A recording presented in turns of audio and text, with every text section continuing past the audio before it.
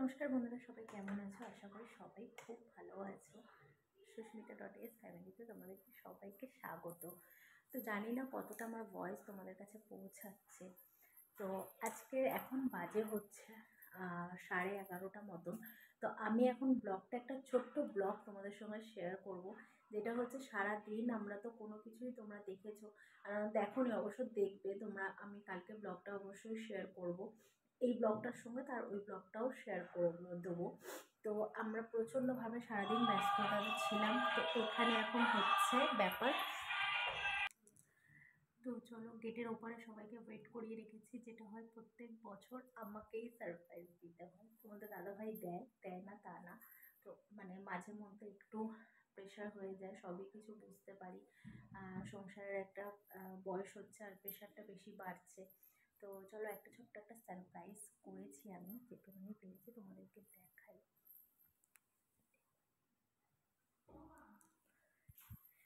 তো চলো, জামা টামা পরানো হচ্ছে। আর আমার মেয়েকেও বাইরে রেখেছি, ঠিক আছে? ও প্রচণ্ডভাবে সারাদিন ধরে ভ্যালেন্টাইন, তোমরা তো শুনবে যে ব্লগে, ওকে ইচ্ছা ছিল। আমরা প্রত্যেক বছর ঘুরতে যাই, সত্যি কথা এই বছর আর যেতে পারলাম না, ক্লাস থাকে, পরীক্ষা সামনে, তো সেই জন্য। আর ওরও একটু ভালো লাগবে, ওকেও একটু সারপ্রাইজ দেবো। আমি ওইটা যে সাজিয়েছি, হারটা যেরকম পেরেছি করেছি, তোমরা অবশ্যই কমেন্ট বক্সে জানিও কেমন হয়েছে। তো চলো, পুরো ব্লগটা দেখতে থাকো। ছোট্ট একটা ব্লগ তোমাদের সঙ্গে আজকে ভ্যালেন্টাইন উপলক্ষে একটা শেয়ার করবো। তো চলো, এখন দেখো সেই সময়টা এসে গেছে ওদেরকে সারপ্রাইজ দেওয়ার জন্য।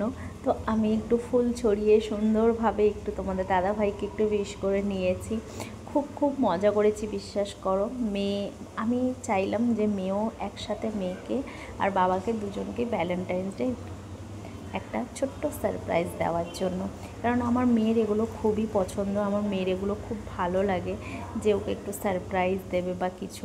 তো দেখো, আমরা তো মানে সব কিছুই যাই করি না কেন, বিয়ের পরে যখন দুজনা স্বামী স্ত্রী থাকি তখন দুজনার জন্য, আর যখন বাচ্চা হয়ে গেল তখন বাচ্চার জন্য।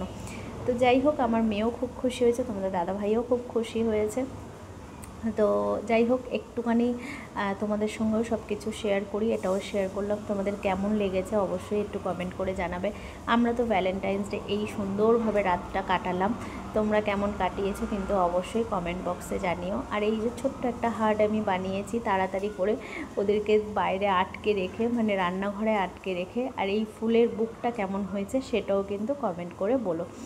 তো চলো, আজকের মতন ব্লগটা এখানেই শেষ করছি। ছোট্ট একটা ভ্যালেন্টাইন ডের ব্লগ তোমাদের সঙ্গে শেয়ার করলাম। কেমন লাগলো অবশ্যই কমেন্ট বক্সে জানাবে, আর ভালো লাগলে অবশ্যই শেয়ার করে দেবে, লাইক দিয়ে যাবে, আর একটা সাবস্ক্রাইব করে দেবে যারা যারা এখনও সাবস্ক্রাইব করোনি।